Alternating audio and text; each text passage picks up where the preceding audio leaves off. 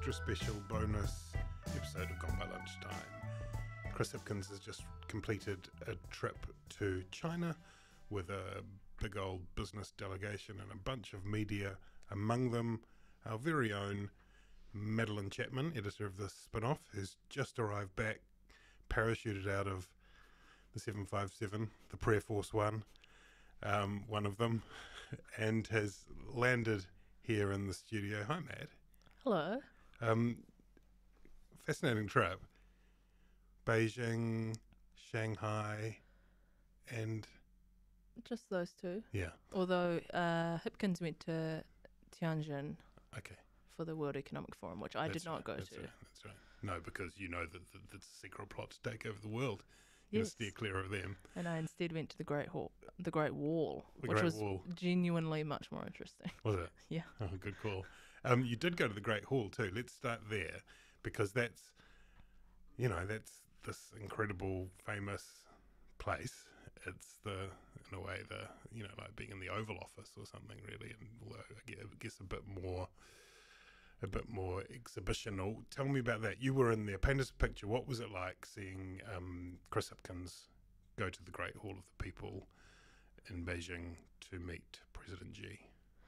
It's interesting that you mention the Oval Office or the White House, because some of the reporters who had been there for, I think Joe Biden, maybe, basically said, "Oh, this is much more impressive than the White House."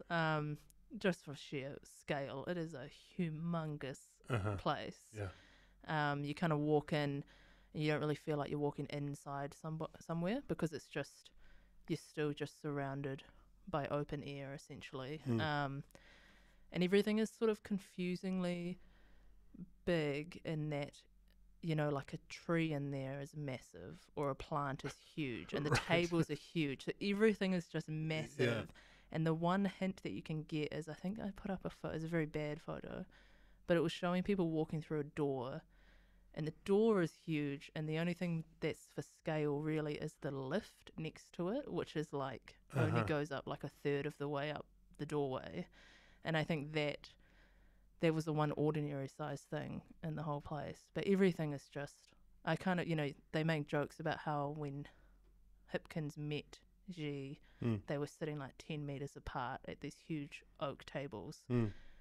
But if they had been sitting at a table like this, it would have looked like they were in the middle of a rugby field having a meeting. Like, it would look ridiculous. Right. So it would look even worse than what they did, which was this huge, grand, long banquet So adjusted tables. for scale, they seem relatively close together. Yeah, like it seemed appropriate.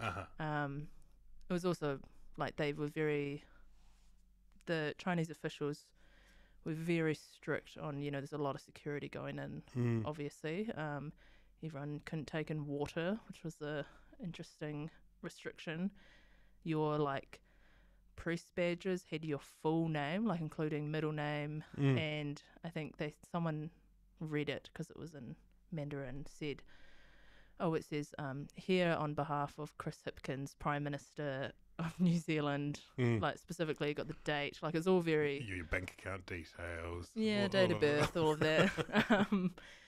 But it was just a lot of people standing around, again, lots of open space. At one point, we were in a signing ceremony the day after, which was back at the Great Hall of the People, and I thought, this is a bit boring, I'll just walk out and go back to the press area. And I just sort of walked out and nobody followed me, which they have a lot of minders walking around. And so for the first time I was just by myself, and it felt illegal. I just sort of wandered out, and then I was looking around and I was like, am I about to get arrested? What is happening? And I turned the wrong corner because it's so huge, and then just all of these men in suits just sort of whip their heads who is that? And I was like, no, it's nothing. And then sort of shuffled back and found my people in the press room. But it's very, it's quite daunting. It's very silent. Everything's so quiet. Nobody talks. Everybody wears black. It's it was a real experience. And then kind of in a way where you leave and you go, this is didn't need to be that quiet. It's all just, it's kind of a bit of a show. But And it wasn't the only one. Hipkins was there, was the second meeting of the day in the Great Hall with Xi, was that right? Well, at least the second. Yeah, because there were like 4, I think, across 2 days, and they were put on the front pages of some of the papers. Yeah, the identical photos of him meeting all of the leaders. Yeah, there was one of the leaders got more of a smile. I can't remember which one it was. But it was kind of like, he's obviously said something very funny, because I've never seen Xi smiling so broadly. He did give a genuine smile to Hipkins during the opening remarks, I think it was when he said friend and partner, actually. Right. It was looked like a quite warm, genuine smile. He definitely seemed fairly relaxed, which might have been a result of his Barbados meeting just before. Might have gone pretty well, so it's in a good mood. Yeah, that's right. A kind of good curtain raise with Barbados, sort of, lighting the load. And so there were those opening remarks, and then what? And you got those were before the media, and then they disappeared, or you were disappeared out of the room. Yes, we were disappeared. I don't mean that in a sinister way. No, yeah, so they were very strict on how many media could go. So I was one of 2 sort of print media that were allowed in, me and Luke Malpass from Stuff. And I thought, they must be really particular because there's not much room and they don't want to crowd it. We walked in, you got to walk about 30 metres just to get up to the rope inside the room in order to stand there at a safe distance. And I think I took a photo of behind us, because behind us it was just, you could fit about 300 journalists in there if you wanted to, and you'd still be fine. But yeah, so they did the opening remarks, they had the translators, you did listen through the earpiece, and then as soon as Chris Hipkins finished his response, then they lower the rope and they do some very silent shuffling to get everyone out. And so I think I caught one extra sentence or something from Xi as we were walking out in the earpiece, which was sort of he did a bit of a repeat of what he'd already said about how the trip's going to be great, but then also said, we assume this trip will help you understand China more, or it's sort of like a deepening of the trust and understanding of China after this trip. So and then they cut off the headset, and then they just close the door, and then that's it, and then they lead you outside. And then that's all you get to see of Xi. And then you went back to the hotel, I think, and there was a stand-up with Hipkins to hear about what went down. Yeah, or not really hear about.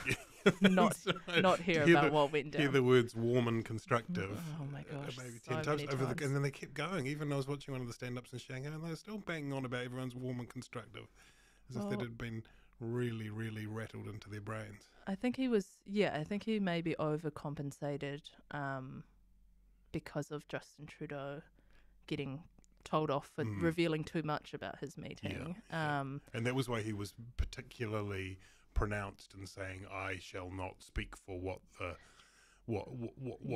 President Xi said. I can only say what I said. He was sort of almost strained, and then he stumbled a bit on the friend and partner thing. I think he kind of instinctively tried not to answer the question, and then maybe after a while realised that actually it's a fairly standard question and a bit of a pleasantry, and probably it's fine for him to just say, yeah, sure, we're friends and partners. But you've been and he himself has said he was a relative rookie of, foreign policy, and it's like one of those word games, like where you can't say yes and no, or one of those other things, and so you're or just a minute, where you can't repeat, you're sort of talking and trying to sound human, but conscious that everything could be a trap.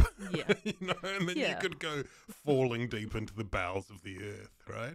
Yeah, I think that was clearly the kind of approach going in. Even, when people said, was this topic raised, which was the dictator question. Yes. And he said, well, I'm not going to say what they said. And they go, well, you don't have to say what he said, but did it come up? Yeah. Well, I won't say what he said. And then he goes, well, we didn't bring it up. That's right. Like, well, then he pauses and goes, we didn't bring it up. It's kind of like, well, okay, you've answered the question, I guess. But yeah. And that was, of course, because Biden had, in remarks following Anthony Blinken's visit to Beijing, said that Xi was a dictator, Which pretty much You're going is. semantically he's an with definitions like authoritarian that, yeah. leader of a non-democratic nation. Anyway, but the Hipkins obviously, and clearly Xi liked that. That was, and I think that was kind of made known in various ways, including that I didn't raise it, but da-da-da-da.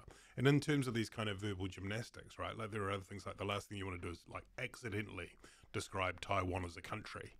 Again, which it is, for fear that you might, suddenly create some kind of diplomatic crisis. And so he did. Do you think he...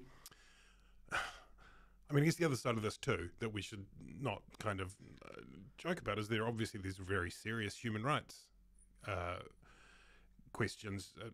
What's going on in Xinjiang and with the Uyghurs that some describe as a genocide. It's very serious. And... it seemed pretty clear that Chris Hipkins had kind of just gone through, done what he needed to do in a relatively perfunctory fashion and said, we are concerned about X, we are concerned about Y. Was that the sense you got?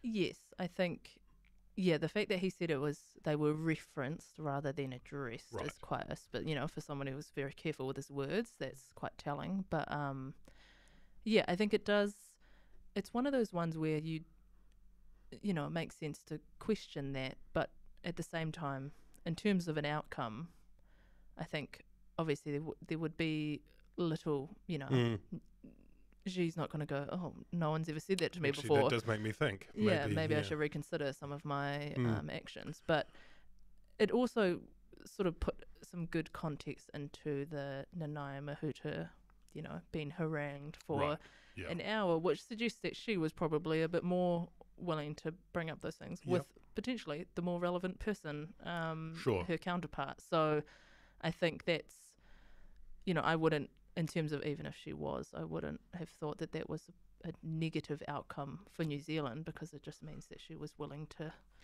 discuss those things a bit more robustly. Hope for. That was a report in the Australian, wasn't it, in the days ahead of the Hipkins meeting, that described her as being harangued for an hour. Rather than her haranguing her counterpart for an hour. But you're right. There's obviously a performance aspect to all of this, isn't there? Was there anything, thinking from the political side, the geopolitical side, that couldn't quite comfortably have been predicted or described? Did it ever go off script in any way? Was there any sense of anything that was happening that was unexpected? I don't think so. I think it did. It was one of those ones where obviously the media stand up after. He got a lot of questions about why he did or didn't raise these, issues, human rights issues. I think overall, in terms of him going into it, I think he was quite pleased with how it all went. It was a very successful meeting in that he did not piss off the Chinese president and jeopardize all of the businesses and trade that had gone over there.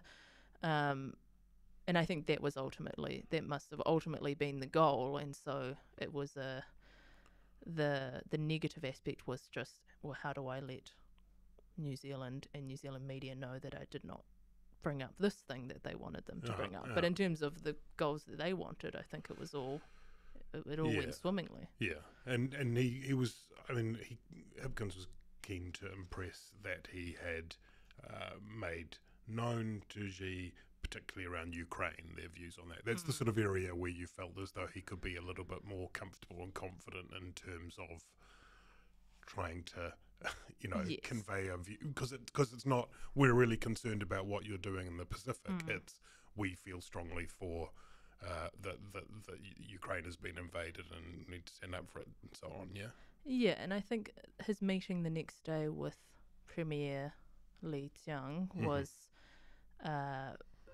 felt like there was a lot of covering topics, and I don't know whether this was already planned or if it was influenced by the reaction to his earlier meeting, but particularly, there was a very specific mention of Māori tourism and Indigenous culture in New Zealand, which was omitted, I suppose, from the president meeting. And then he also was very quick and eager to state that he had discussed at greater length the human rights concerns and things like that. So again, you go, I don't know whether that was a correction or whether they had always planned to have that type of discussion with the Premier rather than the President. And the President was just a, let's make sure we're still friendly meeting. Yeah. And when you were there, did you stare deep into Xi's eyes in the way that John Key, for example, has done, and kind of get the world's most inscrutable man? Were you able to? Did you feel as though you understood him properly and well? Did you? Give us how were the Chapman vibes? One thing that was interesting that I didn't note in my report on the meeting, which I kind of only realised after, was that most of the people in that room, particularly the journalists, they're all looking around, seeing what's happening. I was certainly looking around, making notes. The security people, that's their whole job, is essentially just to look straight ahead and be inscrutable. But the people on the tables, on the New Zealand side, there was a little bit of like, oh, let's have a look at, the media's coming in, let's have a look at them, and let's have a look at like who else is around. Xi Jinping does not look at anyone else. Like he's not curious about what's going on in the room around. I mean, because he knows what's going on in the room around him. So it was literally just stare down at the paper, stare up at Chris Hipkins. Okay, so Chris Hipkins was the only person who got to stare deeply into his eyes. That's the same as John Key, right? So they know deeply from a distance, Get that lovely smile, And one of the reasons that Hipkins meeting is important is that the trip as a whole, in large part, is kind of it's a sales exercise, right? Like obviously to reopen doors to the trade delegation, all that sort of stuff. But tell us a bit about that. You wrote quite entertainingly about Hipkins selling New Zealand, and how many minutes was it? 17? 17. Yeah. What was it's quite a lot of. It is quite a sales job that is Hipkins as New Zealand. I think more than many countries, partly because of our size and our nature, is that it's their job too. There aren't the Prime Minister is expected to go out there and press the flesh and cut the ribbons and give 1,000 speeches, and was that what you saw?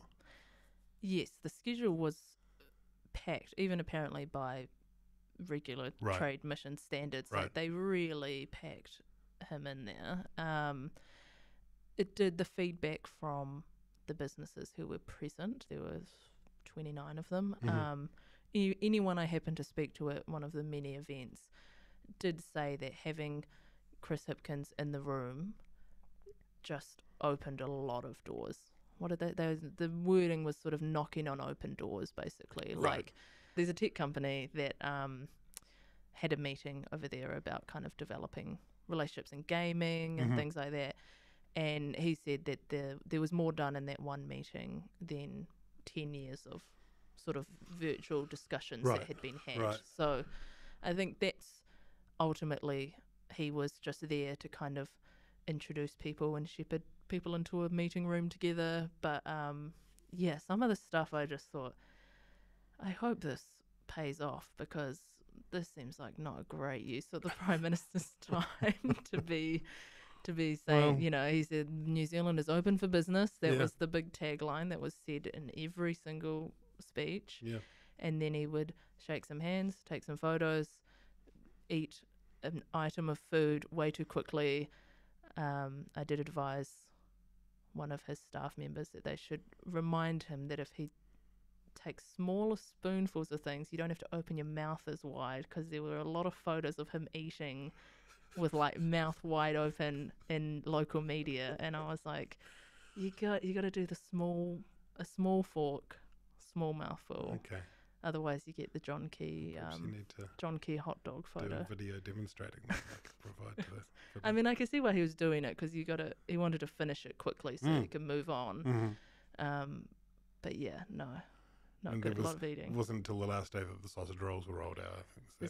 I had one of those, and it was really good. Was it? I think there was a lot of mocking about that. Was it warm and constructive?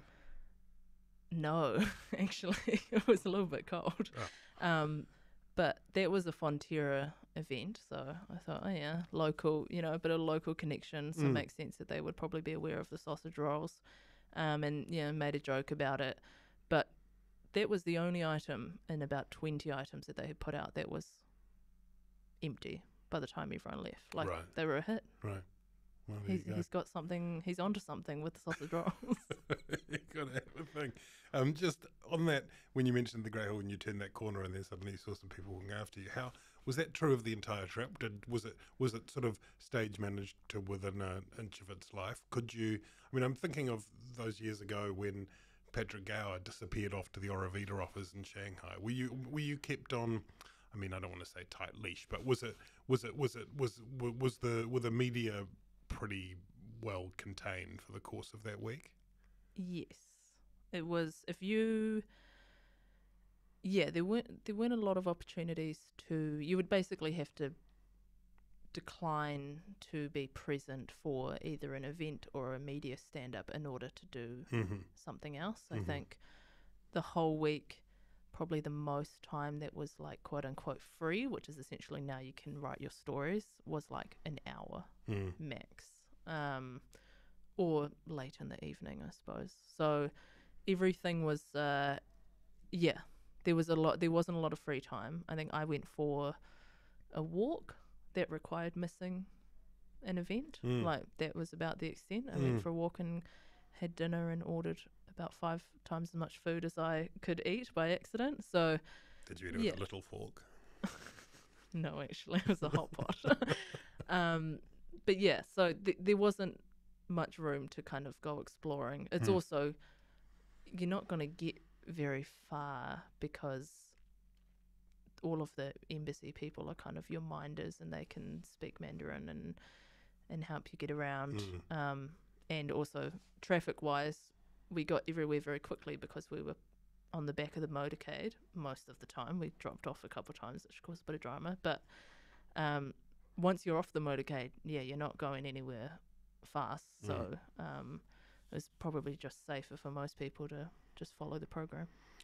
And one of the kind of perennials almost of trips abroad by prime ministers or presidents or whatever is that there's always the domestic reality playing away in its own humdrum fashion. Sometimes there are coups mounted in years gone by when leaders are abroad. Chris Hipkins has so far this year had the Mecca Whaitiri thing happen when he was in Europe. He was sort of constantly checking his phone or calling and not getting fully ghosted by Mecca. This time, the Kiri Allan story started to emerge while Hipkins was in, I suppose it was at Beijing at the end and then Shanghai. What was that like? I mean, I'm sort of fascinated by the kind of anthropology of it in a way because it's this crazy juxtaposition of this incredibly, could not have a bigger geopolitical engagement, notwithstanding the stage management of it all that sort of stuff. And then on the domestic front, you've got this really quite kind of, what else should we say, bread and butter type scandal emerging, involving a minister who's alleged to have shouted at people and so on. How was it managing that? Did the whole press gallery, of course, become focused on that because that's their own day-to-day focus? Yeah, I think the story came out, Andrew Vance's original reporting came out while Hipkins was in the meeting with the Premier. So he had the meeting. Yeah. They went off to chat a bit and then they were going to sign some documents. So we were all sitting around waiting for the signing part and then suddenly somebody said, "Ooh, have you read this?" And then, everyone got out their phones. There was a bit of chat about that, but obviously it meant that all of the questions that had been planned to ask him about his meeting with the Premier then shifted to what's going on with Kiri Allan. So that was then, even though there are press gallery reporters also in the country at the same time, they don't have access to the Prime Minister. So even though we're there to report on the China trip, everyone's situation, turns to whatever the most pressing issue is for the Prime Minister. So that meant that he did all of that, shook some more hands, came to the media stand-up, got immediately questioned at length about Kiri Allan, and then a little bit about his meeting with the Premier, and then had to go and give a half-an-hour speech at a university, which was quite bad. And I think because he he wasn't planning. I think he was planning to like finesse the speech. Yeah, right. Whereas instead he before he got there. Briefing notes that have been supplied. Yeah, and instead he's kind of like thinking about this domestic issue going on back home. So it did end up having an effect. I think the next day Thomas Coughlan very sort of delicately, I guess, described him in the stand-up as being quite flat on Wednesday, which he was. It was like you could tell he was distracted. He was thinking about other things in the next 4 events that he had to go to after that one. So it did become, I think it kind of overshadowed a little bit, but at the same time, because by then he had had his 2 big meetings, and then it was business, which is a little bit still very important, but I think probably a bit less stressful for him. Then I think that made it kind of less of a derailing and more just a probably annoying thing to have to think about. Hey, finally, there was the Te Matatini winners were on the trip too, Te Whānau Apanui. Was that a sort of affectation, or was that meaningful? You've written a bit about what you saw there on the site today. Tell us about the role they played in the trip. Yeah, I started writing the piece that's on the site now on the first day because we went to the Pōwhiri. Well, actually, it started at the airport, at Wellington Airport, at about 5 a.m. We all got ushered into the Koru Lounge eventually because Greg Foran was on the trip, so we all shuffled in there. He's got the super golden lead. Yes, Can I take 120 friends in with me? Yeah. We all shuffled in there, and then there was a karakia and a waiata, which I thought, oh, that's very nice, and then found out that is not usually what happens in the Koru Lounge before a business delegation trip. And basically we're told, all of the business leaders and the media were told, you will be expected to sing this song anytime we sing it. Essentially then, turns out that the Te Whānau Apanui and the business delegates and the Prime Minister were staying in the same hotel. Oh. And the media were in a separate hotel. Oh. Yeah. Did you? I'm sure you looked up what the price comparisons. Were you they were both very nice. Although Okay. I think the other one might have been a little bit nicer. But Okay. but it did mean that basically they were practicing in the lobby, with the business delegate, and they spent a lot more time. The kapahaka and the business delegate spent a lot more time than the media did with each other. But essentially, I started writing it as a, oh look, the Prime Minister is correcting the Phil Goff coronation faux pas, which was acknowledged that was part of the reason why they were invited along. And so my original piece was going to be a bit of an assessment of, was this worth it? How did this play out as a bit of a kind of apology / correction? But by the end of it, Te Whānau Apanui were like a little bit famous in China. They did a haka on the Great Wall. It went all over Chinese social media. Right. They were sort of being recognised around at different events and stuff. And they also, outside of just performing, it wasn't just, and now we're going to do a performance and then you sit down and we carry on with our business. Yeah. They were very involved because Penny Henare being the tourism minister, he did speeches in Te Reo, he did the haka with them. When there was gifting happening, they were very involved in the kind of ceremonial aspects. So it was all a lot more integrated than I expected it to be. And so basically by the end of the trip, I had planned to sort of ask or push a little bit on whether the Prime Minister planned to do this again, because obviously, there's a cost involved and it's a big group. And unprompted, when he was just asked about how he felt about the trip, he said, we're looking to incorporate this more into future mission trips. So I think obviously it helps to have a foreign minister who is Māori and a tourism minister who is Māori. And certainly by the end of the trip, I was starting to wonder, I wonder if you can have a tourism minister who's not Māori or who can't speak Māori, because it really added a whole layer to a lot of Henare speeches, which were very good. So it became this quite amazing integration, and I think a much truer representation of what New Zealand has to offer beyond, milk products. And that's soft power, right? That's an expression of soft power right there. Yeah. So it was really great, and they were like definitely outshone the Prime Minister at every event. They were the stars, and I think they, by all accounts, also enjoyed the trip. So I do think it could be potentially a sort of preview to what future prime ministerial trips will look like in terms of the personnel that's present, or like the non-negotiables, I suppose. Fascinating. Thank you, Mad. That's Madeleine Chapman, editor of the Spinoff. You can read her piece on the Te Masatini group and a bunch of others on the spinoff.co.nz. Is that right? I think that's I think that's great. That's right. Hey, thanks, Samuel, for making this work. Thank you to members. And we will return with a Gone by Lunchtime classic featuring Ben Thomas and Annabelle Mather later in the week. Kia ora.